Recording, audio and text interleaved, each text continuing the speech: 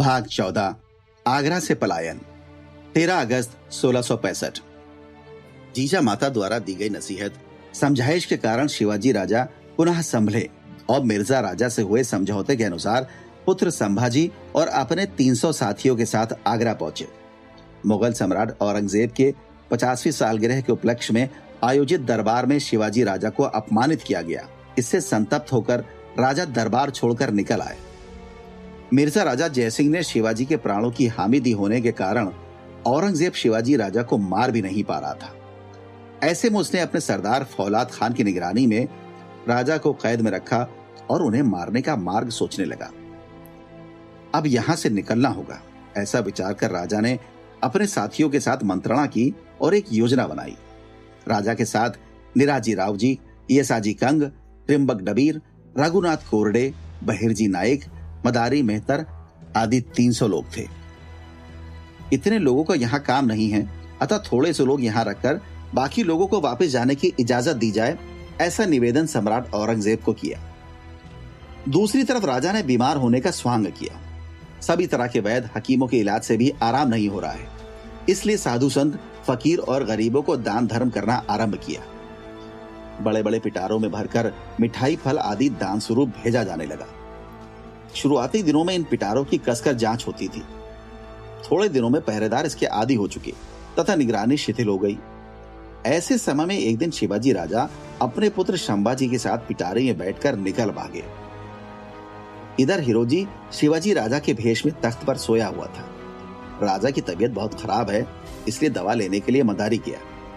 जब मदारी को गए हुए काफी देर हो गई, तब हिरोजी पहरेदारों को बोला, दवाई जल्दी चाहिए, मैं जाकर लेकर आता हूं। राजा को झपकी लगी है, आप उन्हें परेशान ना करें, मैं अभी आता हूं। ऐसा बोलकर हिरोजी बाहर गया। हिरोजी को गए हुए बहुत देर हो गई, अभी तक वापस नहीं आया और राजा जी की भी कोई हलचल दिखाई नहीं दे रही थी। इसलिए पहरेदार शंकित हुआ और अंदर देखने गया तो अंदर क्या देखता है कि अंदर कोई भी नहीं है।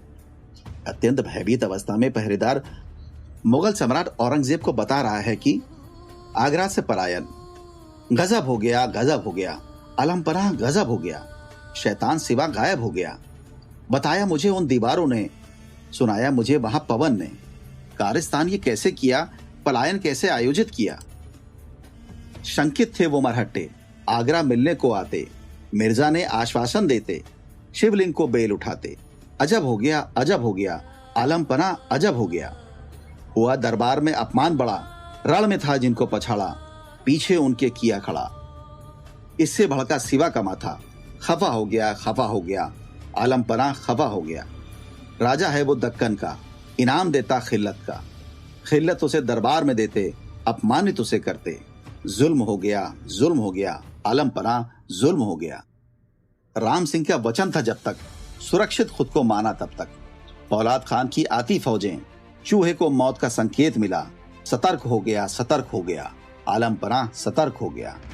रुकना यहां नहीं अधिक, बुलाए सारे साथी नजदीक, काफिरों का भेजा तीक्ष्ण अधिक। कारिस्तान बना गुपित, काम कर गया, काम कर गया, आलमपना काम कर गया। सारे साथियों को रवाना किया, चुनिंदा को साथ रख लिया, बीमारी का ढोंग बनाया, दान धर्म का नाटक रचाया। धूल झोंक गया, धूल झोंक गया, आलमपना धूल झोंक गया। मिठाई फल के वो पिटारे गरीबों के लिए रोज भेजे, सारों को हमने रोज देखा, थाना उसमें और दूजा। धोखा दे गया, धोखा दे गया, आलमपना धोखा दे गया। कल शाम बुखार चढ़ा, कराहने का आवाज बढ़ा, मदारी लेने दवाई निकला, हिरोजी हकीम खोजने निकला। दगा कर गया, दगा कर गया, आलमपना दगा कर गया। सोए हुए थे राजे ओढ़कर, दूजा न था कोई अंदर। समय ऐसा बहुत हुआ, पहरेदार शंकित हुआ, देखने वो गया, देखने वो गया, आलमपना देखने वो गया।